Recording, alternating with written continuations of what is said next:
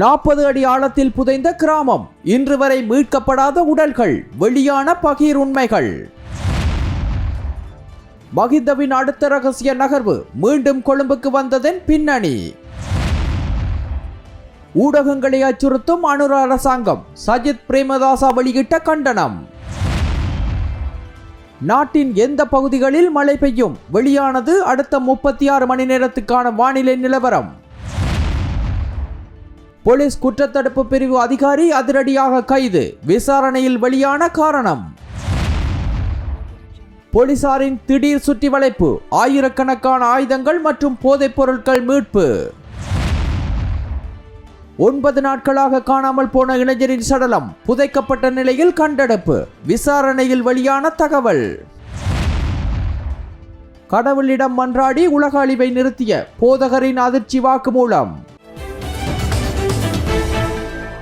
கண்டி மாவட்டத்தில் கசலக நகரை அண்டிய பமுனுபுர பகுதியில் அமைந்துள்ள 5 கிராமங்கள் டிட்வா புயலின் தாக்கத்தால் கடுமையான சேதங்களை எதிர்கொண்டுள்ளதாக கண்டி மாவட்ட அனர்த்த முகாமைத்துவ குழுவின் உதவி இயக்குனர் LK ரணவீர தெரிவித்தார். அப்பகுதியில் உள்ள பரந்த நிலப்பரப்புகள் சுமார் 40 அடி ஆழம் வரை சரிந்து விழுந்ததாகவும், இதனால் உடத்தாவ கிராமத்தில் 12க்கும் அதிகமான வீடுகள் முழுமையாக நிலச்சரிவில் புதைந்ததாகவும் அவர் கூறினார். இதுவரை 26 பேரின் உடல்கள் மீட்கப்பட்டுள்ளதாகவும் அவர் உறுதிப்படுத்தினார். மேலும் பலர் 30 முதல் 40 அடி ஆழத்தில் உள்ள இடிபாடுகளுக்குள் சிக்கியிருப்பதாக சந்தேகிக்கப்படுவதால் காணாமல் போனவர்களின் துல்லியமான எண்ணிக்கையை தற்போது உறுதிப்படுத்த இயலவில்லை எனவும் தெரிவித்தார். பாதுகாப்பு நிலைமை கவலைக்கிடமாக இருப்பதால் பாதிக்கப்பட்ட கிராமங்களில் நடைபெற்று வந்த மீட்பு நடவடிக்கைகள் தற்காலிகமாக நிறுத்தப்பட்டுள்ளதாகவும் அவர் குறிப்பிட்டார். இந்த சூழ்நிலையில் கசலக நகரை ஒட்டிய பமுனுபுர பகுதியில் உள்ள 5 கிராமங்கள் உடனடியாக மனிதர்கள் வசிக்க தடை செய்யப்பட்ட பகுதிகளாக அறிவிக்கப்பட்டுள்ளன. உடத்தாவ, நெலுமாலே, களனாக, மடகளே மற்றும் உடகல் தெப்பொக்காவ ஆகிய கிராமங்கள் மனிதர்கள் வசிப்பதற்கு பொருத்தமற்றவை என அதிகாரப்பூர்வமாக அறிவிக்கப்பட்டுள்ளது. இதனிடையே நிலச்சரிவு அபாயம் அதிகமாக உள்ள பகுதிகளில் மக்கள் மீண்டும் குடியேற அனுமதிக்கப்பட மாட்டார்கள் என தேசிய கட்டிட ஆராய்ச்சி நிறுவனத்தின் பணிப்பாளர் நாயகம் பொறியியலாளர் டாக்டர் அசிரி கர்ணவர்த்தன தெரிவித்தார். விரிவான தொழில்நுட்ப ஆய்வுகளின் பின்னர் பாதிக்கப்பட்ட பகுதிகளில் வசித்த மக்களை பாதுகாப்பான இடங்களுக்கு இடமாற்றம் செய்ய அரசாங்கம் தீர்மானித்துள்ளதாகவும் அவர் கூறினார். மேலும் எதிர்கால நிலச்சரிவு அபாயங்களை கணிக்க மேம்பட்ட 3D தொழில்நுட்பத்தை பயன்படுத்திய நில அடையாளம் காணும் திட்டம் தற்போது நடைமுறையில் உள்ளதாகவும் அவர் விளக்கினார். சட்டவிரோத புதிய அகழ்வு உள்ளிட்ட மனிதர்களின் செயல்பாடுகளே இந்த பகுதிகளில் மண் சரிவு அபாயம் அதிகரிக்க காரணமாக உள்ளன எனவும் தெரிவிக்கப்பட்டுள்ளது.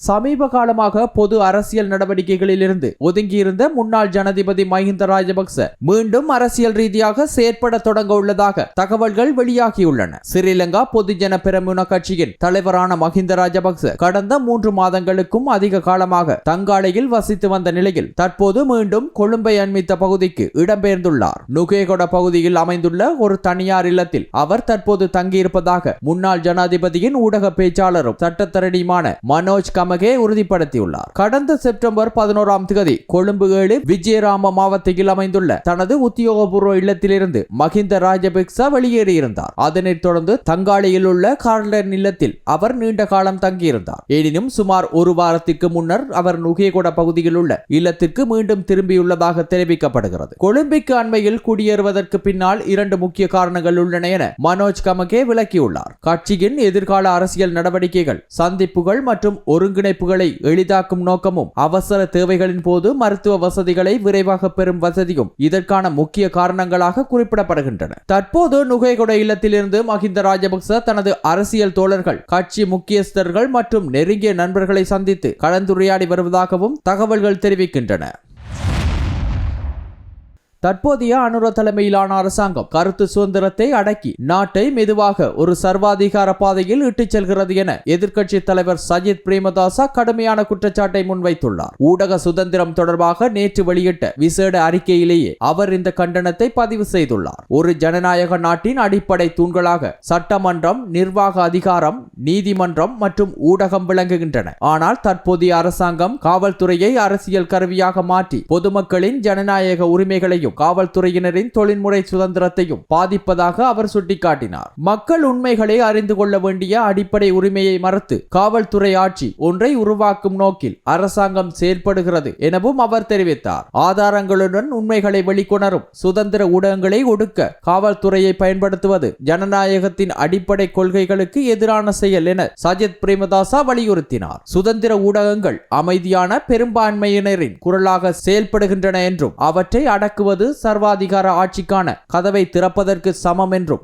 அவர் கூறினார். மக்கள் இந்த அரசாங்கத்திற்கு வழங்கிய ஆணை சர்வாதிகாரத்தை நிறுத்துவதற்கோ அல்லது காவல்துறை அரசை உருவாக்குவதற்கோ அல்ல என்பதை அவர் நினைவூட்டினார். மேலும் காவல்துறையின் சுயாதீன செயல்பாடுகளில் அரசியல் தலையீடுகள் இடம்பெறுவதால் அதிகாரிகள் நடுநிலையாக பணியாற்ற முடியாத சூழல் உருவாகியுள்ளது எனவும் அவர் குற்றம் சாட்டினார். அரசியல் அழுத்தங்களின்றி கடமையாற்ற வேண்டிய உரிமை காவல்துறையினரிடமிருந்து பறிக்கப்படுவதாகவும் அவர் தெரிவித்தார். உண்மைகளை வெளிப்படுத்தும் ஊடகங்களின் உரிமைகள் மீறப்படுவது நாட்டில் உள்ள 220 லட்சம் மக்களின் ஜனநாயக உரிமைகள் மீறப்படுவதற்கு சமனானது என அவர் சுட்டிக்காட்டினார். இதேவேளை உள்ளூராட்சி மன்றங்களின் பாதுகாப்பு வாக்கெடுப்புகளிலும் அரசாங்கத்தின் அதிகார தலையீடுகள் தென்படுவதாகவும் குறிப்பாக நீர்கொழும்பு மற்றும் கொரோனா பகுதிகளில் இவ்வாறான சம்பவங்கள் பதிவாகியுள்ளதாகவும் சஜித் பிரேமதாச மேலும் தெரிவித்தார்.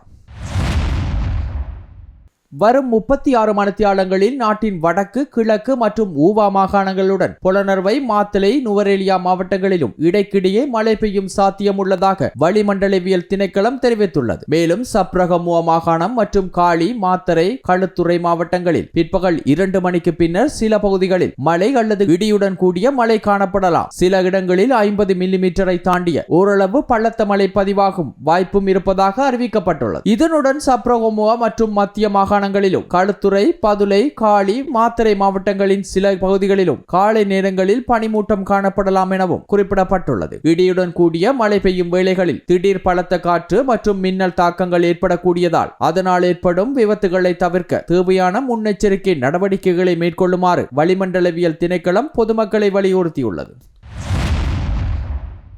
கம்பகா போலீஸ் நிலையத்தில் குற்றத்தடுப்பு பிரிவை மேற்பார்வை செய்து வந்த அதிகாரி ஒருவர் லஞ்ச ஊழல் விசாரணை ஆணைக்குழுவின் நடவடிக்கையின் கீழ் கைது செய்யப்பட்டுள்ளார். சட்டத்திற்கு முரணான பொருட்களை வைத்திருந்ததாக சந்தேகிக்கப்படும் ஒருவருக்கு எதிராக வழக்கு தொடராமல் இருக்க ரூபாய் 3 லட்சம் தொகையை லஞ்சமாக பெற்றுக் கொண்டார் என்ற குற்றச்சாட்டே இந்த கைது நடவடிக்கைக்கு காரணமாக அமைந்துள்ளது. குறித்த சம்பவம் தொடர்பாக லஞ்ச ஊழல் விசாரணை ஆணைக்குழு அதிகாரிகள் தற்போது விரிவான விசாரணைகளை முன்னெடுத்து வருவதாகவும் தெரிவிக்கப்பட்டுள்ளது. 2025 ஜனவரி 1ஆம் தேதி முதல் நாடு முழுவதும் முன்னெடுக்கப்பட்ட விசேட தேடுதல் மற்றும் சுற்றிவளைப்பு நடவடிக்கைகளின் போது மொத்தமாக 2341 துப்பாக்கிகள் போலீசாரால் கைப்பற்றப்பட்டுள்ளதாக போலீஸ் தலைமையகம் தெரிவித்துள்ளது. கைப்பற்றப்பட்ட ஆயுதங்களில் 73 T56 ரக துப்பாக்கிகள், 59 ரிவால்வர்கள், 83 பிஸ்டல்கள் உள்ளிட்டவை அடங்குவதுடன் மேலும் 2126 ஏனைய வகை துப்பாக்கிகளும் உள்ளடங்குகின்றன. அதே காலப்பகுதியில் நடத்தப்பட்ட போதைப்பொருள் ஒழிப்பு நடவடிக்கைகளின் போது 1793 kilo 139 gram heroin, 3683 kilo 163 gram ice, 16686 kilo 62 gram ganja ஆகியவற்றை போலீசார் தமது கட்டுப்பாட்டுக்குள் எடுத்துள்ளனர். இதற்கு மேலாக 37 கிலோ 899 கிராம் கொக்கைன் மற்றும் 746 கிலோ 673 கிராம் காசிஸ் போதைப் பொருட்களும் பறிமுதல் செய்யப்பட்டுள்ளதாக தெரிவிக்கப்பட்டுள்ளது. மேலும் ஜனவரி முதல் இதுவரை மேற்கொள்ளப்பட்ட விசேட நடவடிக்கைகளில் 7,90,000க்கு மேற்பட்ட நபர்கள் சோதனைக்கு உட்படுத்தப்பட்டுள்ளதுடன் பல்வேறு குற்றச் செயல்களுடன் தொடர்புடைய 6,641 பேர் கைது செய்யப்பட்டுள்ளனர். அதேவேளை நீதிமன்றங்களால் பிடியாணை பிறப்பிக்கப்பட்டிருந்த 73,634 நபர்கள் கைது செய்யப்பட்டுள்ளதாகவும் இதில் 48,345 திறந்த பிடியாணைகள் வெற்றிகரமாக அமுல்படுத்தப்பட்டுள்ளதாகவும் போலீசார் தெரிவித்தனர். குருநாகல் மாவட்டத்தில் சில நாட்களுக்கு முன்னர் தடம் தெரியாமல் போயிருந்த இளைஞர் ஒருவரின் உடல் குளியாம்பட்டிய தும்மோதர பகுதியில் உள்ள தனியார் நிலப்பகுதியில் புதைக்கப்பட்டிருந்த நிலையில் காவல்துறையினரால் மீட்கப்பட்டுள்ளது. சுமார் 9 நாட்களாக காணாமல் போயிருந்த அந்த இளைஞரின் சடலம் தொடர்ச்சியான விசாரணைகளின் பின்னரே கண்டறியப்பட்டுள்ளதாக அதிகாரிகள் தெரிவித்துள்ளனர். 28 வயதுடைய இளைஞர் காணாமல் போனதாக அவரது குடும்பத்தினரால் குளியாம்பட்டிய காவல் நிலையத்தில் புகார் அளிக்கப்பட்டதை தொடர்ந்து போலீசார் விசாரணைகளை ஆரம்பித்திருந்தனர். இந்த விசாரணைகள் விசாரணைகளின் போது சந்தேகத்தின் அடிப்படையில் ஒருவரை போலீசார் கைது செய்துள்ளனர். அவரிடமிருந்து பெறப்பட்ட வாக்குமூலத்தின் அடிப்படையில் சடலம் புதைக்கப்பட்டிருந்த இடம் அடையாளம் காணப்பட்டதாக தெரிவிக்கப்படுகிறது. வனவிலங்குகளை தடுப்பதற்காக அமைக்கப்பட்டிருந்த மின்சார வேலியில் மோதியதன் காரணமாக இந்த இளைஞர் உயிரிழந்ததாகவும் அதன் பின்னர் சம்பவத்தை மறைக்க சடலம் அந்த இடத்தில் புதைக்கப்பட்டதாகவும் சந்தேக நபர் தெரிவித்துள்ளார் என கூறப்படுகிறது. இச்சம்பவம் தொடர்பில் மேலும் 2 நபர்களை கைது செய்ய வேண்டிய தேவை இருப்பதாகவும் அதற்கான நடவடிக்கைகள் தற்போது முன்னெடுக்கப்பட்டு வருவதாகவும் காவல்துறையினர் தெரிவித்துள்ளனர்.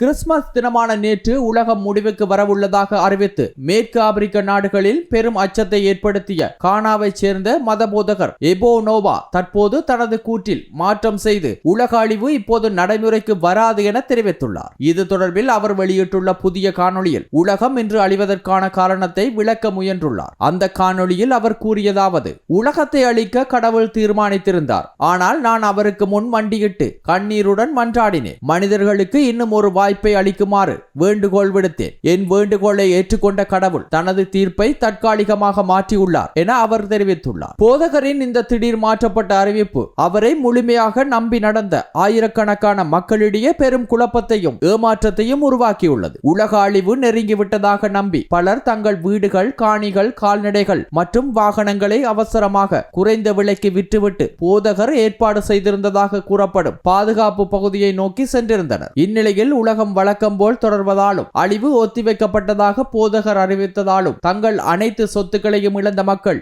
எதிர்காலம் குறித்து எந்த தீர்மானமும் எடுக்க முடியாத நிலையில் நிர்கதியாக தவிக்கும் சூழல் உருவாகியுள்ளது. இந்த சம்பவம் மக்களை பயமுறுத்தி பணம் திரட்டுவதற்காக திட்டமிட்டு அரங்கேற்றப்பட்ட நாடகம் என பகுத்தறிவாளர்களும் பிற மத தலைவர்களும் கடுமையாக விமர்சித்து வருகின்றனர். உலகம் அழியாது என்பது உறுதியானதும் பொதுமக்களின் கோபத்திலிருந்து தப்பிக்கவே கடவுள் மனம் மாறினார் என்று புதிய கதையை போதகர் முன்வைப்பதாகவும் குற்றச்சாட்டு எழுந்துள்ளன. இதனிடையே சொத்துக்களையும் வாழ்வாதாரத்தையும் இழந்து பாதிக்கப்பட்ட மக்கள் போதகருக்கு எதிராக காவல்துறையில் முறைப்பாடு செய்ய தயாராகி வருவதாக உள்ளூர் தகவல்கள் தெரிவிக்கின்றன.